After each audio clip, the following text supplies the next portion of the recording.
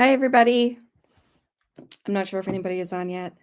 Um, so we're going to discuss what was it, June book for the Hunter Victorian Book Club today.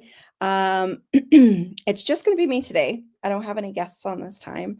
I thought I would just do kind of a solo discussion and my thoughts on this book. And then, of course, anybody in the comments, let me know if you're here watching live. And also let me know if you're watching on the replay. Leave me a comment down below. I always love when I get comments on the replays because it lets me know that you guys are interested in the discussion still, even if you couldn't make the live show. So it is Sunday, July 6th. And like I said, we're going to be discussing the June book for the book club, which was At the Bottom of the Garden by Camilla Bruce. And this was my first time reading a Camilla Bruce book. So, kind of going in when it's a new author and stuff like that, like there's a little bit of apprehension because you're not really sure if you're going to enjoy their writing style and stuff like that. So, this was my first time reading this author. I think there was another book that I was thinking of reading by her. Is it The Witch in the Well? Also was by Camilla Bruce. I have to look that up. But good morning, Jackie. Thank you so much for coming. Hoping we have a few people in the discussion for in the comments. And it's not just me jabbing my jaws here. Let me just look up and see if it was Camilla Bruce that did that other book.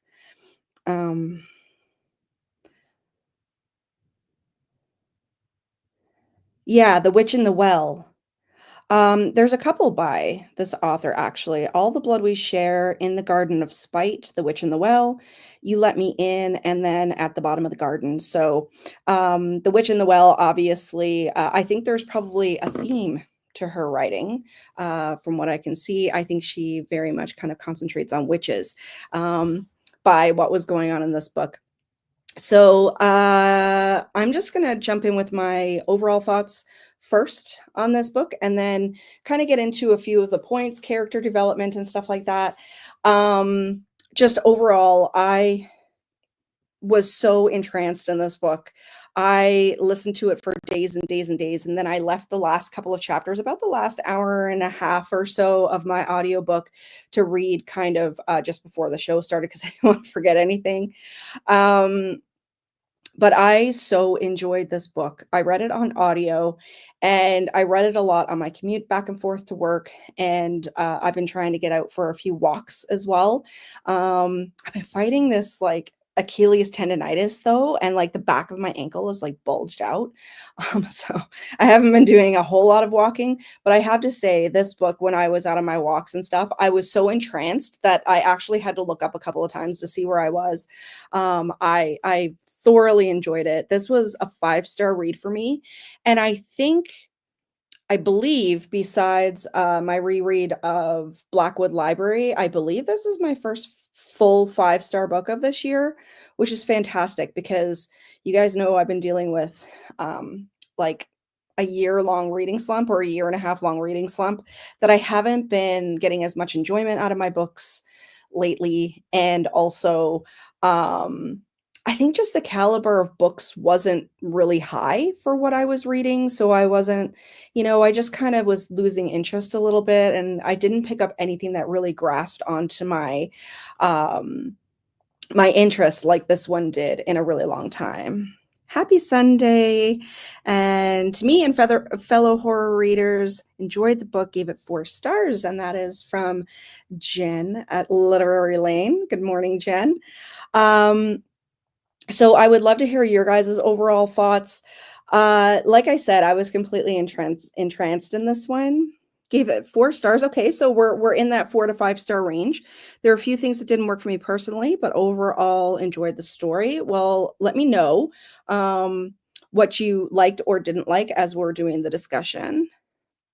It was an immersive read. The combination of historical fiction and horror is well, yeah, absolutely. Anything that has that sort of horror, gothic, spooky, and then it has the historical element wound in, especially for me, if there's any kind of occult element, like if there's any kind of witches or magic and anything that's occult, really has been doing it for me. And I think there's a lot of books out there now, especially within the gothic sphere, that have been doing that really, really well.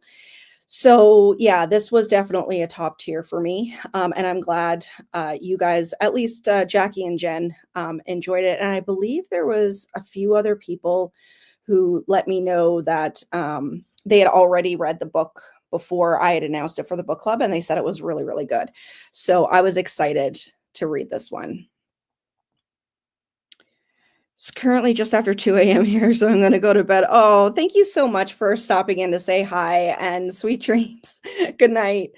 Yeah, it's always hard to get people, like, from other areas of the world, we're all in such different time zones. I know when I do my live shows, like, with Amy, she's over in the UK, and we had to try to coordinate, it's, like, 7:30 or 8:30 her time, and it's lunchtime here, so but yeah, I really enjoyed this. I thought the gothic was definitely there. I definitely enjoyed the atmosphere and everything. I enjoyed the storyline, and I enjoyed her writing style. So I will definitely read more Camilla Bruce. So what I really enjoyed about this book more so than anything else was number one, when the ghosts started to become part of the story.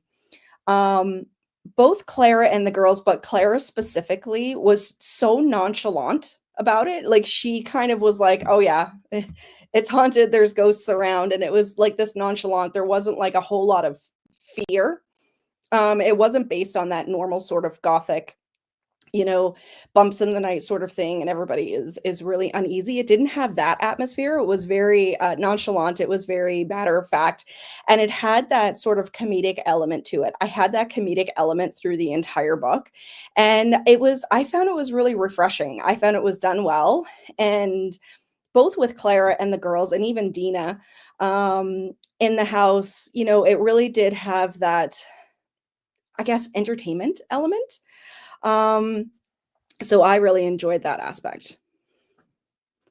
The sisters Violet and Lily had my heart. I hope everyone else enjoyed the book. Oh, perfect. Yeah. So the Swallow a Ghost Story is the July pick for my birthday month. So hope everybody can join in for that one. And so Violet and Lily absolutely were, I think, perfect characters for this. Um, so like I said, just overall thoughts, enjoyed it. I loved the gothic atmosphere, but I also loved that matter of fact sort of element, with almost this comedic undertone. I thought it was done perfectly. And, I was wrapped up in it. And then right through the very end, I had a smile on my face. I loved the ending. I thought it was perfectly done. So let's get into the characters a little bit now. So I want to talk about Clara first, because Clara is such a multi-layered sort of character, and she definitely plays that almost narcissistic psychopathy sort of thing really, really well. And, right from the get-go, we understand that she's killed her husband. That was right in the synopsis of the book. And, then we find out that she's actually a murderess to the point that she's killed other people too. So she's killed her husband's mistress, and a few other people as well. And her whole motto was, basically, sometimes murder is necessary to get what you want. Um, and I really enjoyed that whole kind of deadpan attitude that she had about the whole thing. Like, she was just completely unbothered. And she was doing it for her own personal gain. So I thought the interesting thing with Clara was the whole aspect of, like, when we start to figure out what's going on between her and kind of this disdain for the children, but also the children are a means to an end too. So she's very much like everything she does in her life is a means to an end. She does things because she feels that this is necessary for her to live the life she wants. She only takes the girls on because she wants their money. Even though she has such a dislike for the girls' parents, and she hasn't really been involved in their lives up to this point. And we can see kind of just with her own personality why she wouldn't be. Picture Clara like Cruella de Vil. Yeah, I mean, I could definitely see if they made this into a movie, it would make a fantastic movie, by the way. I could definitely see that Glenn Close kind of character. Um, or, oh, what's The Devil Wears Prada? I can't remember the manager's name in that one.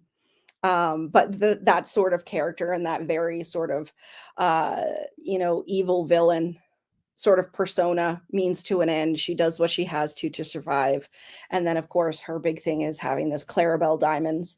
And she owes people money. She owes the designer the money for the jewelry that she's having designed and all of this. And she's very methodical of, you know, I have these nieces, their parents are dead, they're going to come live with me because I need their money. And it was just very matter of fact. So, I thought it was really interesting when she started to open up about, um, how she felt about her parents, like her father and stepmother, and then, her brother, who was the girl's dad.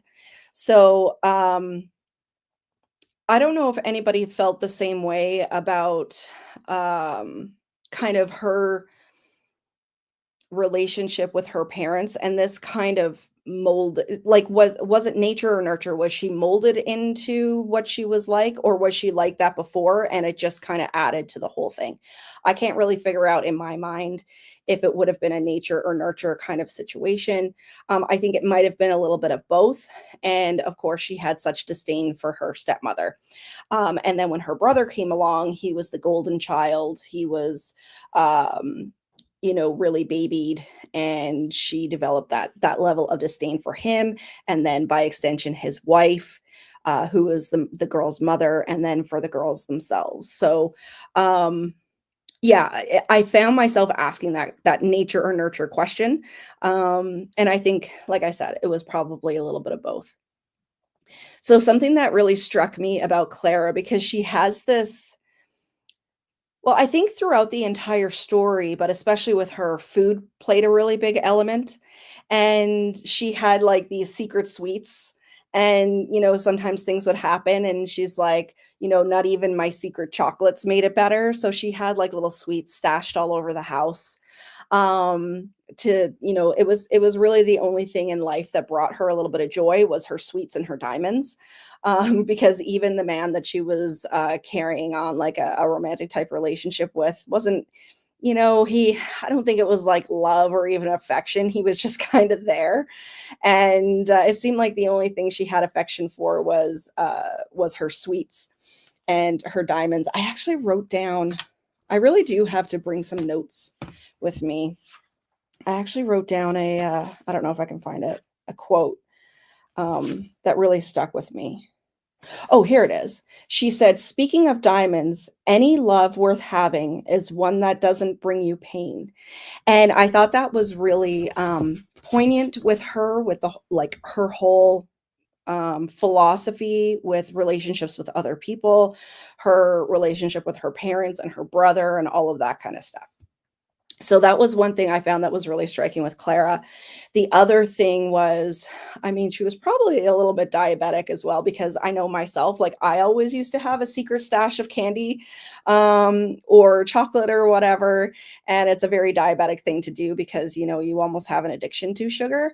And then, of course, she would have her melon balls and salad and everything, like, in public, and then she would have all of her sweets in secret. And I thought it was, there was one section where she was talking about how, um, when she was growing up, her father and stepmother really doted on her brother, so which was the girl's dad, and she was like, he even got, like, all the sweets and the cake and all of that kind of stuff. If he wanted a cake, the cook would bake a cake. If he wanted cookies, the cook would bake cookies, and he could gorge himself on whatever he wanted. But with her, her stepmother was kind of like, you're not a very nice person, you're not very smart or anything like that, so the only thing really you have going for you is your figure, and so that was another element of this whole psychopathy or whatever that Clara had going on.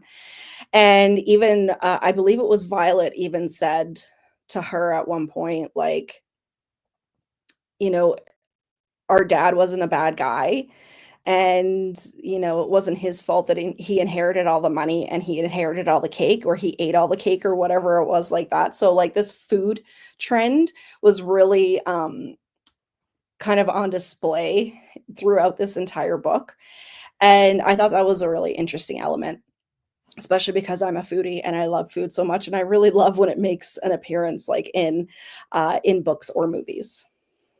Nocturnal Nasties. Hello. I haven't read the book, but I have it on my TBR. I thought I would drop by to see what people thought. So just in general, like we're kind of in that 4 to 5 star range with the people who've let me know what they've thought. And a couple of people actually sent me DMs and said that they really enjoyed this book. So just so you know, this is a spoiler discussion. So definitely spoilers coming through for today. So if you don't mind, stick around, but I wouldn't stick around if you don't want to have the entire book spoiled. So I want to talk about a little bit of the parallels between this book and obviously some other popular books and movies. So we have the husband who's buried in the flower bed. And I mean, I think I wouldn't be the only person who would think about practical magic, right? Where they bury Jillian's boyfriend in the flower bed, and he makes the roses grow and everything. And then of course, like he comes back as the undead because of a spell, but in this case, the husband comes back as a ghost, a very vengeful ghost at that. So I definitely saw that parallel.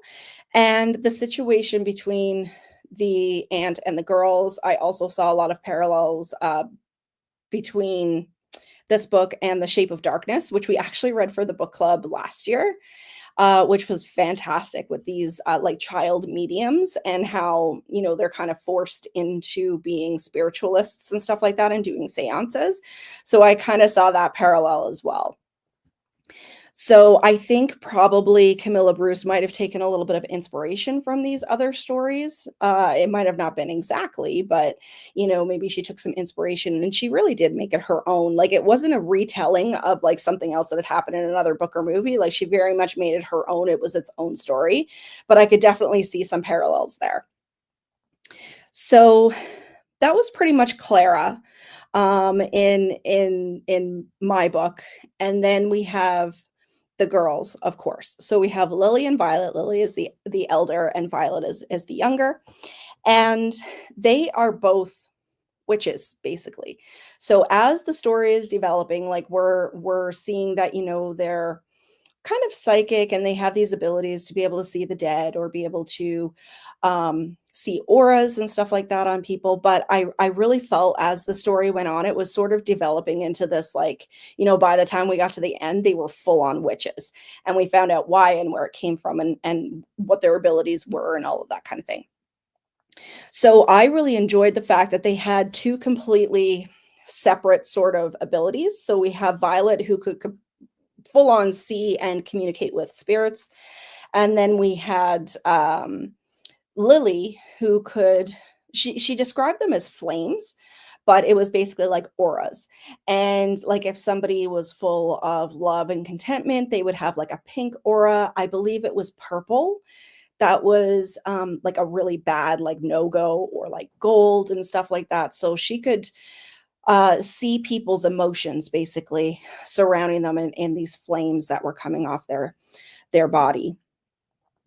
Good morning, Stina. I'm glad you're enjoying it. So like I said, this is going to be a spoiler discussion. So if you don't mind, then stick around. Absolutely. So I really, really liked the POV chapters with both of the girls. So I do enjoy POV chapters, and I think sometimes two things. Sometimes if you have POV chapters with more than two points of view, sometimes it can get a little convoluted, but this did not. So we had the POV chapters from all three of the main characters. And then the other thing is POVs from children. Sometimes it can make or break a book. And I thought that what was it called? Incidents Around the House was another one that was told from a point of view of a child. And that one was done really, really well. And Baby Teeth was another one that I really enjoyed. And this one really did, like, I think it really developed the entire story, that we've got the point of view of three completely different people, Clara with her being the way she is, and then the two girls, even though they're young girls, sisters, they're very similar in a lot of ways. They're also very different in a lot of ways. So it really rounded out the entire thing. So I don't know what everybody else thoughts were, but I get some series of unfortunate events. Yes. Yes, that's the other one, series of unfortunate events. Yeah, and a more sophisticated story. I totally agree. The POV was well done. Yeah. The characterizations are done very well. I thought this is definitely, like I said, this is definitely an author that I'm going to read again. I really want to pick up that Witch in the Well. I believe it was a new release. I talked about it actually on the channel. Um, Probably in 2023, I believe, with like an most anticipated sort of horror releases. And I just haven't had a chance to pick it up. So I really want to pick that one up because I really, really enjoyed her character development and her writing style and how she wrapped up the story and everything. It was primo. Um, so we have Violet, who the first ghost that she sees is Mr. Woods, who is Aunt Clara's husband, who she is murdered and buried in the flower bed. And first, Lily and Violet don't really see eye to eye on her viewing ghosts and all of this kind of stuff. But after a while, they both really do kind of get into it. And then Violet manages to release Mr. Wood's spirit from, like, it was almost like he was tethered to the garden, and she released him and kind of into reality, and he basically wants to torment Aunt Clara until the day that she dies. So Violet ends up releasing all of the spirits of the people that her aunt has murdered. And like I said, with the haunting elements between the two girls, the aunt and the, I believe she's the housekeeper, Dina, they're very nonchalant about the whole thing. And I thought that the hauntings did have a comedic element. I mean, the ghost of Mr. Woods was very vengeful. He was mean. He threw a lot of things around, and he had the static kind of going on that would always kind of crackle when he was around. But out of all the ghosts, I thought that Ellie, is it Ellie, I believe, which was his mistress, um, what she was doing to Clara, I mean, I could see how she could be the most annoyed person in the world, because she probably knew that she had like a thing with food. And of course, anytime Aunt Claire would try to eat something, Ellie would smack the food away from her face. And so she couldn't actually eat anything on her own. She had to get the girls to feed her. And I thought that was a brilliant element to add in, especially because of this food conversation that was going on throughout the whole story. So I really enjoyed that aspect, and I did find myself giggling every single time she had the food smacked out of her hand, because I know for me myself that I would just go absolutely insane. I would be so frustrated. So we now have Violet, who has managed to, with the help of food again, they use like food almost like power for the ghosts to um, gain strength from. And even after they gain their strength and they're able to kind of break their tether away and come into reality, like the food almost goes moldy. So they're like really pulling a lot of energy from it. So that was another food element that was there. And so now we have a full-on haunting with all of these vengeful ghosts that Aunt Clara, she took their lives for her own means to an end. So um, I just think the whole relationship, like I said, between the ghosts and the living people was brilliantly done, because it was just so nonchalant and it had that comedic element. So I thought that was really refreshing. So, carry on to when we start getting to the point where Aunt Clara realizes that she can exploit Violet for her abilities to see and communicate with spirits. So I believe the first sort of possession that we have happen is when Mr. Woods goes into Violet, and she's basically, he's speaking through her. And he's saying all kinds of mean things, like he's going to basically torment Clara until the end of her days. And then Violet ends up getting really, really sick. So she ends up throwing up, and she gets a fever and all kinds of things. And then when I can't remember what led to it, but Lily lifted Violet's shirt and she's covered with tadpoles. And the only way to get rid of them is Lily has to pick them off one by one and eat them. So that's another parallel with the food situation, like her aunt is like, having all of these sweets and all of this good stuff, and it brings her so much joy. And Lily has to do it, like force herself to eat these disgusting things because she's trying to save her sister because they're actually like draining her energy. So like she's giving the ghosts energy through food, but then she's being drained herself with these tadpoles, um, and Lily has to eat them basically, which is just horrific. She said they don't have any taste, but it's just the whole act of having to do that. So then, of course, like I said, Clara realizes that she can again exploit the girls for a means to an end by having Violet um, do seances for rich people, her rich friends that have had loved ones die. And then, of course, she's going to get paid. So the first one or two, I believe, she goes and she makes contact and all of that kind of thing. And, the seances are, I guess you would say, successful, but I mean, they're making Violet more and more sick, of course.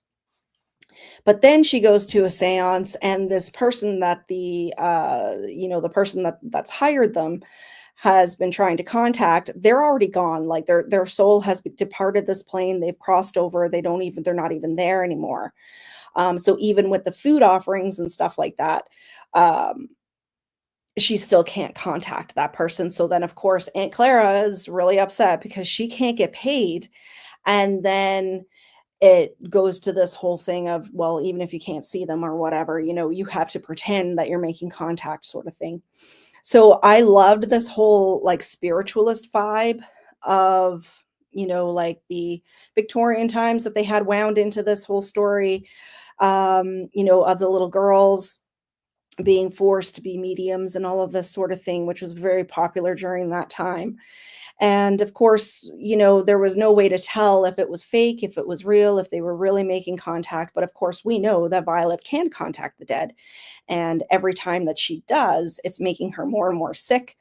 But then she has to kind of pretend that, she is making contact when she isn't. So, of course, Lily is getting more and more frustrated and aggravated and upset because her sister is basically having the life drained out of her. And Violet starts to have these conversations of, if we live that long and, all of this sort of thing, because she's really like, she's really being drained. And we do find out later on in the book that Violet only gets sick when she's having a spirit inside her and stuff like that, if it's forced. So if it's forced for her to do all of these seance kind of things and these possession kind of things, it makes her sick. But if they're speaking with the spirits and she takes a spirit into her, but it's willing or whatever, then she's okay. It doesn't make her sick. So as we're going along, and the Aunt Claire is taking the girls basically on like this road trip, and they're doing all of these seances and stuff, and Mr. Woods is along for the ride. He keeps throwing around suitcases and all kinds of stuff, and then Ellie is in the back seat of the car, and she just keeps batting the food away. So we have this undercurrent of this comedic sort of relief, even though this woman is being horrible to these two little girls. And like I said, I loved the comedic relief throughout this. It made me smile through the whole book. And then we realize that Lily has another 3 years before she's going to be 18 and they can break free from their aunt. And 3 years obviously can be a really long time. And the girls decide that they're going to try to make a run for it because Violet is very, very sick. Lily is fed up with it, and they want away from their aunt. They don't want to have anything to do with this anymore. So they decide to basically drug her with her sleeping pills and take her wallet and, get the heck out of there. And they know that there is like some sort of cottage that her parents used to own that's fairly close by. She finds a map.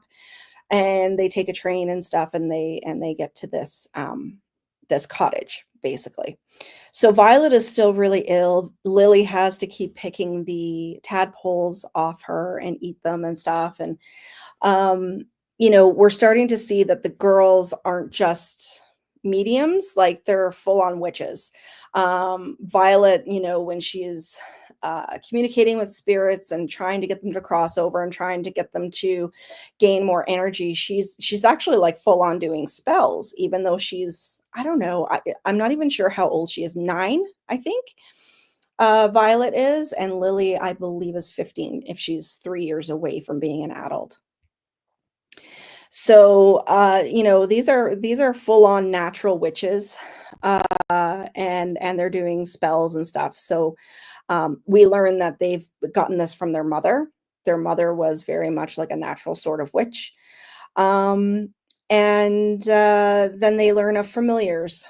So, Erba, who is a crow friend of Violet, she's always at her window. She tells her things. She can speak through her mind, that sort of thing. Um, and then they start remembering that their mother also had animal friends, and so they understand that these are like witches familiars. So Erba helps them find this cottage towards the end of the book, and they're hoping that they can stay in this cottage for as long as possible, to keep away from their aunt.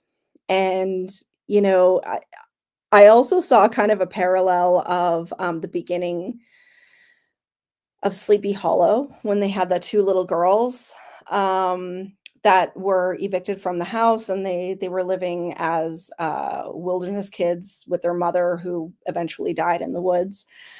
So I kinda saw glimpses of that as well. So we have these 2 little girls in a cottage, and they're trying to figure out, like, how to get firewood, how to get, like, are they gonna hunt and live off the land, or are they gonna go to, like, the store and continue to buy food, which obviously the money is going to run out very, very quickly that they just have in their aunt's wallet. And they come across a stream that has like a statue and stuff there. And this statue is of a woman, and it has like flames coming up out of her, and it has bones around her base and stuff like that. And they're starting to realize that they are really witches. Their mother was really a witch. And then there's this statue there that kind of reaffirms this whole thing of this witch line that they've come from. And then Lily also finds a violin in the cottage as well, which she can play violin. So they're, at this point in the book, I was really hopeful that we're just gonna have 2 little girls that are gonna live as wildlings in the woods and, live off the land and play the fiddle and run around barefoot and just be happy and get all of their money once Violet turns 18, which is 3 years away.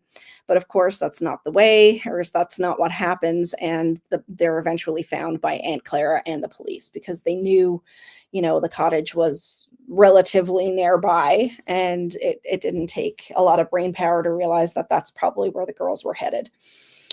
So of course they get scooped back up by the aunt. And again, with the series of unfortunate events parallel, I can definitely see that now. Like every time the kids would try to break away, they would get scooped back up and they're brought home.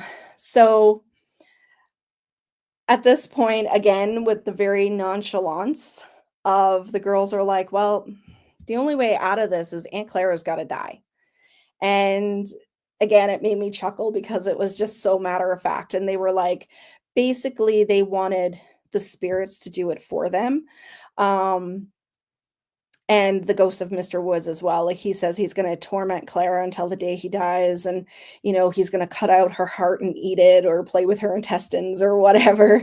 So the girls try to make contact with him, and they're like, yes, but when is this going to happen? And he just keeps saying all the things that he's going to do. And they're like, that's great. But when are you planning on doing this? Because we would really like her to be dead now.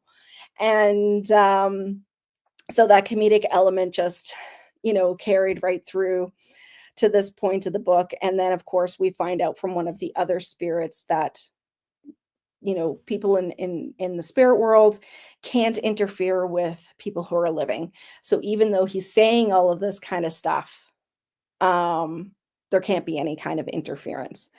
So then the girls take it upon themselves. They're like, "Well, we're witches. We know all about plants and herbs and all of this sort of thing, and we're going to kill her." So they end up poisoning her. And I thought right at the end of the book reminded me of the end of Corpse Bride, where the guy, the Lord, ends up drinking the poison, and then he turns blue and he goes into the afterlife, and the spirits that already don't like him very much welcome him as a newcomer, but of course they're not very nice to him. And that's all I could think about at the end of this book was the parallel between this, because Claire is probably going to be a restless spirit, and the ghosts aren't going to like her very much. So that's pretty much it in a nutshell. Like I said, I really enjoyed the comedic relief from this one. I thought it was refreshing. I thought it was well done. The nonchalance, everything about it, and it reminded me also of Chicago, the song that he had it coming, because she had it coming, and I believe it was Violet right at the end when Aunt Clara is dying of the poison, who actually said, like you've always said, sometimes murder is necessary to get what you want. And so that really just wrapped up the whole thing for me. So for me, like I said, this was a 5-star read. But let me know, like, if there's anything that you guys didn't enjoy about the book, or you think could have been done better, or you wish had been done a different way. Please let me know. Like I said, this is a little bit of a different discussion because it's just me jabbing my jaws. So please let me know what you guys thought. So Stina also thinks that it was great humor. So I have to say, like I said before, after a year and a half of basically being in a reading slump, like this one really did it for me. Like there's been a couple of books along the way that I thought they were great, they were pretty good. Even like the Buffy book that I just finished a little while ago, really enjoyed it. It was satisfying, and it was a 5-star read, but this one really blew it out of the water for me. I really really enjoyed it. And right on the back of it, I'm also reading The Whistling. Who's the author of that one? Not for the book club, but I'm just reading it for enjoyment. The Whistling. Rebecca Netley. If you're looking for something that has kind of the similar sort of gothic vibes as this one, I would definitely recommend The Whistling. 5 stars for me, definitely a book. Yeah, I definitely want to read more by her. That one, The Witch in the Well, it sounds really good, but also I think it's also got some really great reviews as well. Isn't really a criticism, but did take me out a bit. I read it. Yeah, I read it like a YA book. I don't think it was supposed to be. Yeah, probably because of the POVs of the girls. I mean, I can definitely see that. There wasn't anything that was overly adult about it. I think this book can be it could probably fit into either category. It could probably fit into either YA or adult very easily. I think it's meant to be an adult book, but I can see it definitely being a YA as well. Story felt a little disjointed. I didn't really like that we went from medium to witches. Okay, so I enjoyed that aspect. But definitely, I mean, not everybody has the same enjoyment level of that kind of thing. But I think the girls, if you're talking about witches that are also mediums, you're talking probably about some pretty powerful ladies once they get into their adult years, especially with the access to money that they had. But I can definitely see, like, go either or, but they kind of went both. But I mean, they were witches right really from the beginning, because Violet was doing some pretty heavy spell work. even through like the mediumship, but I can kind of see that too. I enjoyed it, but it didn't work for everyone. But I think overall, it seems like we all enjoyed it. I mean, different aspects of people like different things or didn't like different things, but in general, it seems like for everyone, this was a 4 to 5 star read. So that's fantastic. I think it's been a little while since we've read a new book for the book club that's been, a really great enjoyment for all of us. So that's fantastic. I'm really happy with that. And I hope we can put another Camilla Bruce in the book club upcoming. Okay, so that's it for the discussion of the book. I just want to go over a few things. Yeah, it's been about 40 minutes.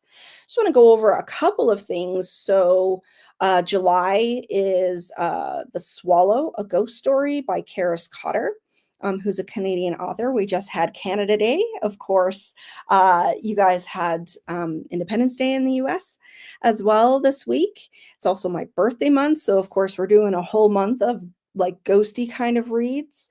And then for August, it's The Shadow on the Wall. I think it's Jonathan Aycliffe. And then September will be House of a Thousand Whispers, which I've talked about so many times on the channel, and I still haven't picked it up yet. So I'm really, really excited to read all of those with you guys this summer. And then if anybody ever has any suggestions, I do have a few people that DM me quite often with, different suggestions. Let me know if you see anything out and about that sounds like it might fit in really well with the book club. Please shoot me a DM or leave me a comment on a video or something, and I'll definitely put those. I need to start a list actually, because I'm finding some myself that I think would really work. And then also, if anybody's looking for any other Gothic reads, since we're still at the beginning of the month, if you don't have your TBR made completely yet, The Whistling is really, really good. That one is also shaping up to be a 5-star read, which is fantastic because I'm really hoping to get out of this reading slump. I'm trying not to put too much pressure on myself, but between, the Buffy book that I just finished, and we've had some other solid reads, this one and then The Whistling, I'm really hoping to get out of this slump and really get some enjoyment out of my reading. The other thing I'm doing this weekend is I'm doing a lot of cataloging in the library, working on a reading journal that I finally got started with my new printer. So it's just been all the bookish love lately, and I'm really hoping it just invigorates that whole love of reading again. Still really liked it. It definitely wasn't a book that it was definitely a book that kept me engaged the whole time. Perfect. Just got the next book from the library. Awesome. I'm glad you guys could find it because sometimes with Canadian authors and that, I don't know if they're as readily available everywhere. Thank you so much. My birthday is on Tuesday, and it's actually fantastic because my work, you get like a half day off on your birthday. So I'm going to be off Tuesday afternoon, which is fantastic. So I'm hoping to finish up the book that I'm reading and get started on another ghost story. So that's it from me for today. I think I've jabbed my jaws long enough. So there's going to be a video going up today as well on the channel. I'm doing my Fear Street collection. I just have to do my intro for it, and that will be going up in another little while. So thank you guys so much for joining me today. I'm glad everybody enjoyed this book. I really did, and we'll definitely put some Camilla Bruce in, if not towards the end of this year, then definitely the beginning of next year.